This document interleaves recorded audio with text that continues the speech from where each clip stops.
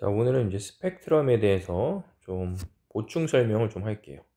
그래서 일단 스펙트럼이라고 하면 이제 이 분광기라고 하는 어떤 장치가 있었을 때 그 분광기, 다른 말로 하면 이제 프리즘이라고 우리가 보통 부르는 건데 그 프리즘을 통과한 빛이 있어야 돼, 일단. 빛이.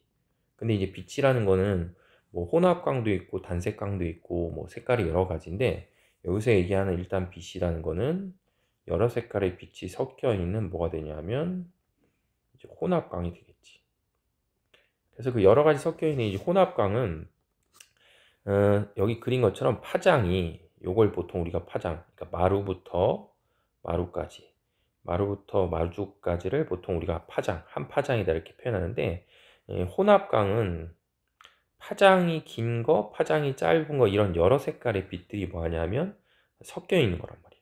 그래서 이제 그 빛이 이 프리즘이라고 하는 장치를 통과하게 되면 파장이 긴 거, 파장이 짧은 거에 따라서 뭐가 되냐면 색깔이 쭉 나눠지는데 그 나눠지는 보통 우리가 색깔의 띠를 뭐라고 표현하냐면 스펙트럼이다 이렇게 표현해요. 그래서 이제 그렇게 표현할 수 있는 이제 이 스펙트럼이라고 하는 게 종류가 되게 많은데 일단 첫 번째는 모든 파장 영역의 연속적인 색깔의 띠가 나타나는 게 뭐가 되냐면 이런 걸 보통 우리가 연속 스펙트럼이다 이렇게 표현해. 그래서 이제 이 아래 그림이 있는 걸로 보게 되면 이 광원에서 빛이 이렇게 나왔을 때 그 빛이 이렇게 생긴 프리즘을 이제 뭐 통과하게 되면 이 파장에 따라서 빛들이 이렇게 꺾이는 건데 이 꺾여 나갔을 때 요 사이가 모든 색깔의 빛이 다 분리돼서 가득 차 있는 게 뭐가 되냐면 연속 스펙트럼이다 이렇게 표현할 수 있겠지. 그래서 보통 이제 연속 스펙트럼은 어디서 방출되냐라고 했을 때 여기서는 고온의 광원이 빛을 뭐 하냐면 빛을 방출하면 우리가 이제 그걸 보면 뭐로 보이냐면 연속 스펙트럼이 되는 거지. 그래서 이제 대표적인 예가 우리가 흔히 볼 수 있는 이제 백열전구에서 빛이 방출되거나 아니면 온도가 높은 별의 표면에서 빛이 뭐 할 때 빛이 방출될 때 그거를 만약에 스펙트럼을 통해서 프리즘을 통해서 관측하면 연속 스펙트럼이 나온다. 뭐 이런 식으로 표현할 수 있겠지. 그 다음에 두 번째는 이제 연속 스펙트럼의 검은색의 흡수선이 나타나는 거여서 이런 걸 보통 우리가 흡수 스펙트럼이다 이렇게 표현해요. 흡수 스펙트럼. 그래서 이제 이 그림을 보면 이제 이 두 개, 요 그림과 요 그림을 비교해 봤을 때 얘하고 얘는 똑같이 이제 이런 연속적인 색깔의 띠가 나오는데 흡수 스펙트럼은 이제 그 경우에 이 중간중간에 특정한 색깔의 빛이 흡수가 돼서 중간중간에 색이 이제 빠져 있는 거지. 그러니까 만약에 다시 그려보면 요렇게 스펙트럼이 나온다고 쳤을 때 요 스펙트럼을 기준으로 했을 때 예를 들면 요 전체가 다 색깔로 이렇게 차 있는 거야. 이렇게. 여러 색깔로 이게 전체가 다 차 있으면 그게 이제 연속 스펙트럼이 되는 건데 흡수 스펙트럼은 그런 연속 스펙트럼을 기준으로 했을 때 이 중간중간의 부분이 이렇게 색이 빠져서 중간중간의 부분에 색이 이렇게 빠져서 거뭇해 보이는 부분이 생기면 우리가 그런 걸 통해서 흡수 스펙트럼이다. 이렇게 이제 구분하는 거지. 그렇기 때문에 이제 이건 어디서 발생하냐라고 우리가 이제 이렇게 만약에 표현을 하게 되면 일단 별의 대기를 통과한 별빛이야. 그럼 별에서 빛이 나오는데 별에서 빛이 나올 때는 연속 스펙트럼인데 그게 만약에 대기를 통과하게 되면 그 대기에 있는 성분 원소들이 이 특정한 색깔의 빛을 흡수하기 때문에 흡수 스펙트럼이 되는 거고 그 다음에 또 하나는 뭐냐면 온도가 낮은 성운을 뭐 하는 거냐면 통과해서 별빛이 지나올 때 또 뭐가 나오냐면 이제 흡수 스펙트럼이 되는 거지. 그러니까 다시 이제 이 그림으로 보면 처음에 이 광원 요거랑 똑같이 요 광원에서 요런 광원에서 빛이 이렇게 나오는 거란 말이야. 그럼 그 빛이 나올 때는 처음에는 연속적인 스펙트럼이 나왔을 텐데 이 저온의 기체를 통과함으로 인해서 이 저온의 기체를 이루는 성분 원소들이 특정한 색깔의 빛을 뭐 하니까 하면 흡수하기 때문에 우리가 다시 그 흡수되고 난 나머지 빛이 우리한테 이렇게 온단 말이야. 그럼 그게 이렇게 생긴 프리즘을 통과하면 조금 전에 설명한 것처럼 특정한 영역의 색깔의 빛이 특정한 영역의 색깔의 빛이 특정한 영역의 색깔의 빛이 빠진 뭐가 되냐면 이제 흡수 스펙트럼이다. 이렇게 이제 볼 수 있겠지.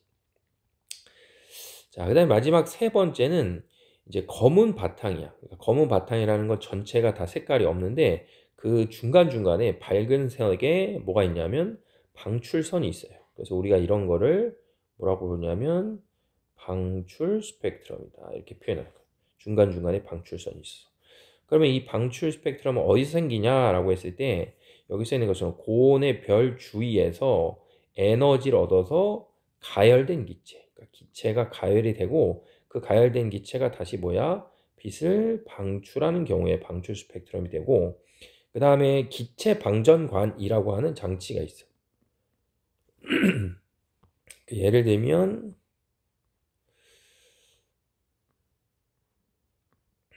이런 장치가 있어요. 이렇게 여기 기체 방전관이다라고 해서 그래서 이 기체 방전관이 이제 뭐냐면 어떤 특정한 기체를 방전관 내부에 집어넣고 거기에다가 이제 전기 에너지를 가하면 그 방전관에 있는 기체들이 그 전기 에너지를 흡수했다가 무슨 형태로 방출하냐면 빛의 에너지 형태로 방출하게 되면 그때 이제 방출 스펙트럼이다. 이렇게 이제 표현할 수 있겠지.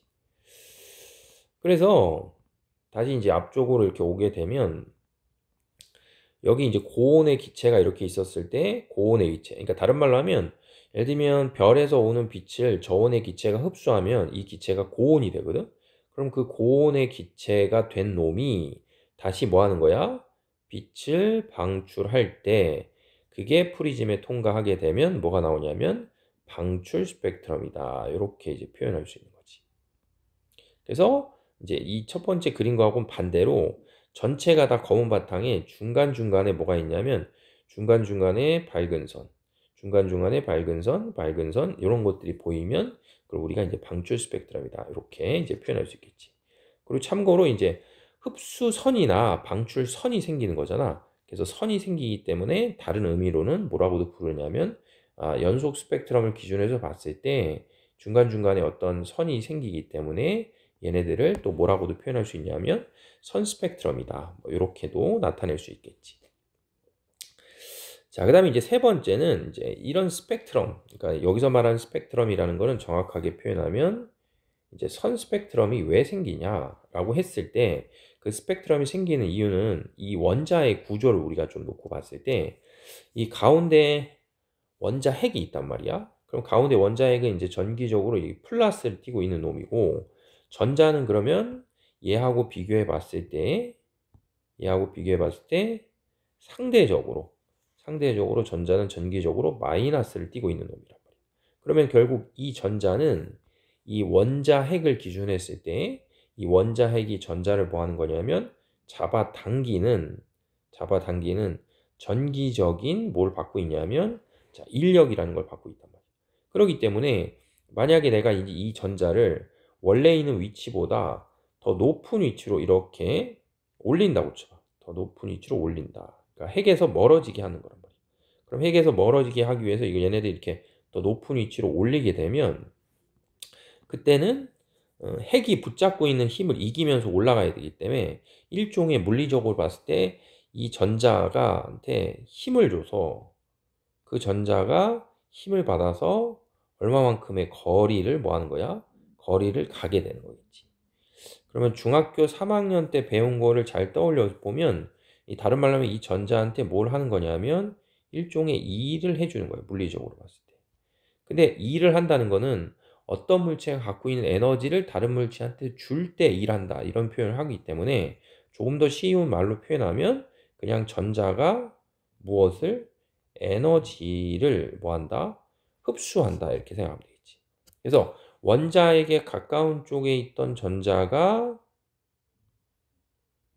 에너지를 흡수해서 원자핵에서 멀어지게 되면 그때 나오는 게 이 그림에서 보는 것처럼 이 중간중간에 색이 빠져 있는 뭐가 나오냐면 흡수 스펙트럼이다. 이렇게 표현할 수 있고 그 다음에 반대로 원자핵에서 멀리 있던 놈이 반대말이기 때문에 핵에 가까운 쪽으로 이렇게 떨어지는 거예요. 떨어지는 거. 그럼 뭐 중학교 때 배운 개념으로 치면 예를 들면 약간 위치 에너지가 운동 에너지 형태로 바뀐다고 표현했을 때 여기서는 전자가 갖고 있던 위치 에너지가 핵이 가까운 쪽으로 떨어짐으로 인해서 뭘 방출하냐면 빛을 방출하는 거지. 빛을. 그러니까 빛 에너지를 방출하는 거지. 그렇게 해서 이제 빛 에너지를 방출하게 되면 이 전체 검은 바탕에 중간중간에 밝은 선이 이렇게 나오기 때문에 우리가 이런 거를 뭐라고 표현하냐 하면 방출 스펙트럼이다. 이렇게 표현할 수 있겠지.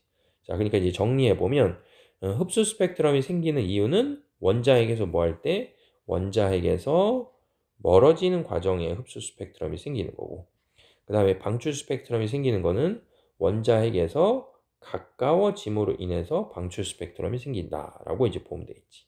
그 다음에 여기서 이제 또 하나 추가적으로 기억해야 될 게 이제 뭐냐면 모든 원소를 구성하는 그 원자마다 이 핵이 뭐 하냐면 핵의 전하량이라는 게 조금씩 다르단 말이야.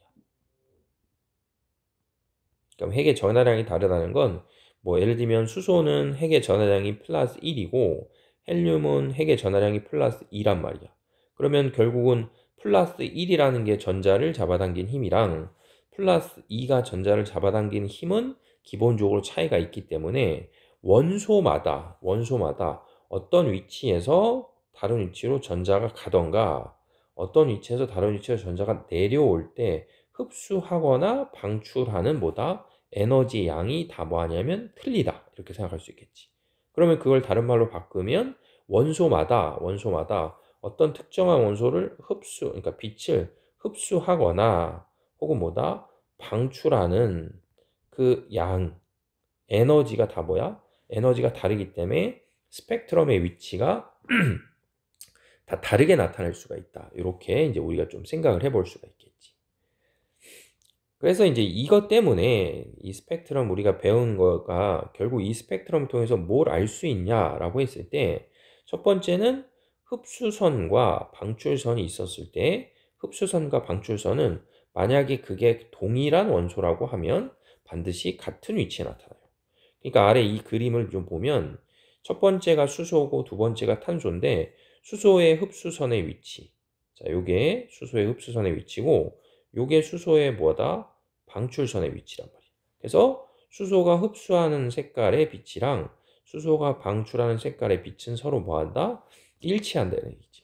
그렇기 때문에 같은 원소라고 하면 항상 흡수선과 방출선의 위치는 동일하다. 이렇게 이제 볼 수 있고, 그 다음에 두 번째는 원소의 뭐냐면 종류예요, 종류. 원소가 어떤 종류로 되어 있냐에 따라서 선이 있는 위치나 그 다음에 선의 굵기 이런 것들이 뭐하냐면 다 다르다라고 보면 되겠지. 그러니까 이것도 역시 왼쪽에 있는 수소랑 오른쪽에 있는 탄소를 잘 비교해 보면 이 흡수 스펙트럼이 생기는 선의 위치가 뭐하는 거야? 위치가 수소하고 비교해 봤을 때 다 뭐하냐면 다르다는 얘기지.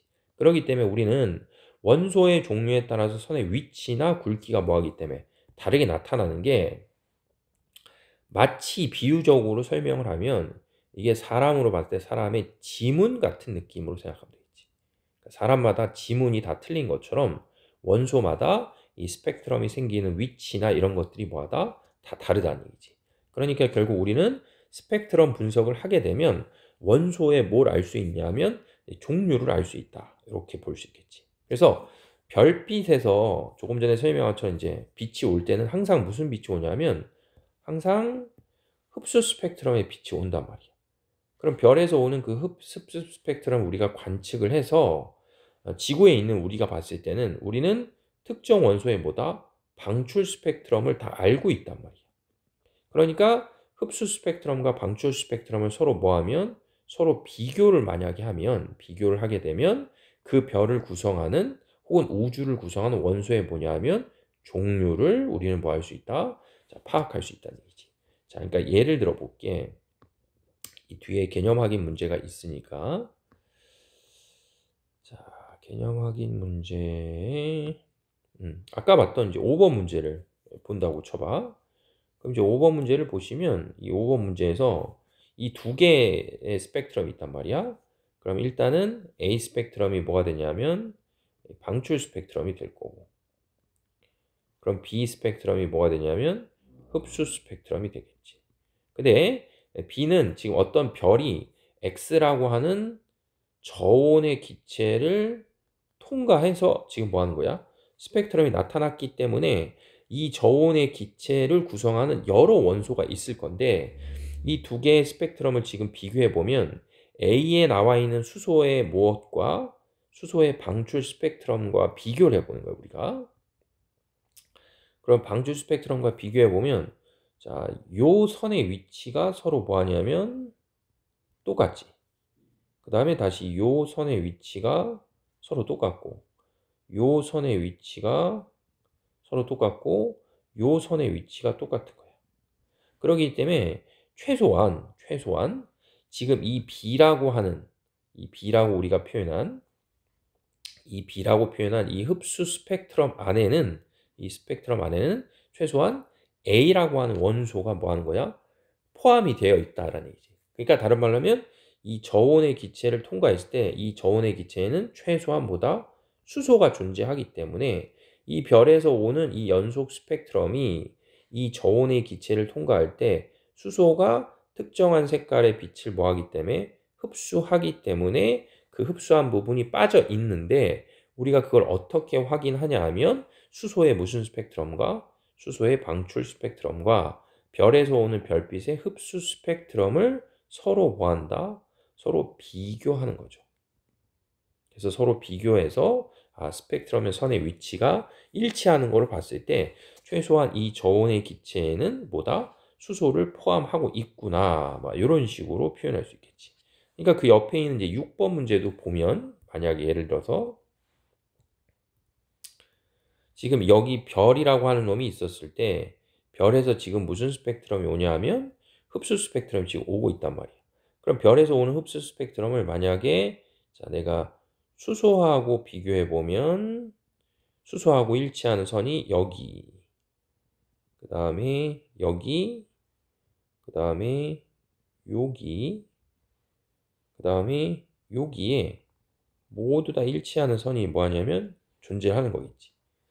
그 다음에 만약에 이 별에 헬륨이 있는지 확인해 보고 싶으면 다시 여기 선을 비교해 보고, 여기 선을 비교해 보고, 자, 여기 선을 비교해 보고, 그 다음에 여기 선을 비교해 보고, 그리고 그 다음에 여기 선을 비교를 해 보는 거죠. 이렇게.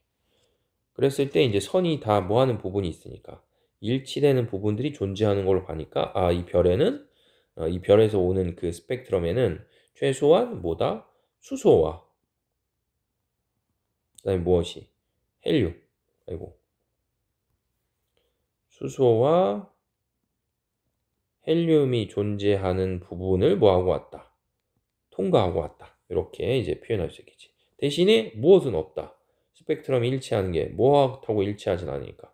그렇지. 수은하고는 일치하지 않기 때문에 이 별에서는 수은이라고 하는 기체를 포함하고 있지는 않다. 이런 식으로 표현할 수 있겠지. 그래서 결국은 이제 정리를 다시 해보시면 우리는 별에서 오는 흡수 스펙트럼을 뭐 하는 거다? 관측을 한 다음에 그 흡수 스펙트럼을 내가 알고 있는 특정한 원소의 무엇과 방출 스펙트럼과 뭘 해보게 되면, 비교를 해보게 되면 그 별이 어떤 구성하는 원소로 되어 있는지, 원소의 무엇을, 원소의 종류를 우리는 파악할 수 있다. 이렇게 보는 거고, 그 다음에 또 하나 중요한 사실이 이 스펙트럼의 흡수선의 세기라고 표현해서, 이제 예를 들면 수소가 그 헬륨하고 비교해 봤을 때 우주에 존재하는 비율이 더 많다라고 겨울방학 때도 배웠는데, 그럼 만약에 내가 이제 수소하고 헬륨의 스펙트럼 선을 이제 비교해 보면 여기 써 있는 것처럼 흡수선의 세기는 별을 구성하는 원소의 뭐하고 비례하냐면 밀도에 비례해요. 밀도에. 그러니까 이게 말은 무슨 말이냐면 스펙트럼의 흡수선의 세기가 큰 부분은 그만큼 그 원소의 양이 뭐하다? 많다, 이렇게 표현할 수 있겠지. 그래서 보통 우리가 이제 흡수선의 선폭을 뭐 하냐면, 만약에 비교한다고 하면 무엇까지 찾을 수 있냐면 종류하고 덧붙여서 그 특정한 원소에 무엇도 찾아낼 수 있냐면 질량 B도, 그렇죠? 찾아낼 수 있다는 거지. 예를 들면 수소하고 헬륨이 우주에 존재를 하는데 그 수소하고 헬륨의 질량 B가 몇 대 몇이냐, 이런 것들도 파악할 수 있다는 얘기지. 그래서 마지막 이제 5번째 보면, 우주를 구성하고 있는 여러 천체의 흡수선, 여러 천체에서 오는 우리가 흡수선을 관찰했을 때 그게 수소와 헬륨의 방출선의 위치하고 뭐 하냐면 일치를 한단 말이야. 그래서 우리는 이걸 통해서 알 수 있는 건 뭐냐면, 우주를 통해서 별이 들어오는데 그 별이 들어왔을 때 흡수선이 항상 수소 헬륨의 방출선의 위치랑 똑같으니까 우주를 구성하는 원소가 수소하고 헬륨이다 라는 거를 우리가 뭐 할 수 있다? 파악해낼 수가 있다 라는 얘기가 돼 있지. 그리고 흡수 스펙트럼을 나타내는 흡수선의 세기 혹은 선의 폭을 뭐 하는 거야? 과학자들이 분석해 본 결과 우주의 수소하고 헬륨이 74대 24로 이루어져 있다는 것을 우리가 알아냈기 때문에, 따라서 우주에는 수소하고 헬륨의 질량비가 대략 몇이냐면 3대 1의 존재비로 존재한다. 이런 걸 찾아냈겠지. 그래서 방학 때 배웠던 걸 좀 참고해서 생각을 해보면 이 3대 1이라는 게 결국 뭐가 되냐면 우주가 빅뱅을 통해서 만들어졌다라는 거에 일종의 뭐다? 증거가 되는 거죠. 증거. 되겠죠? 그래서 이제 요 부분이 이제 스펙트럼에 관한 내용이다라고 이제 생각을 하시면 되겠어요. 그래서 한번 이제 스펙트럼 파트에 대해서 정리했어요. 그래서 여기까지 할게요.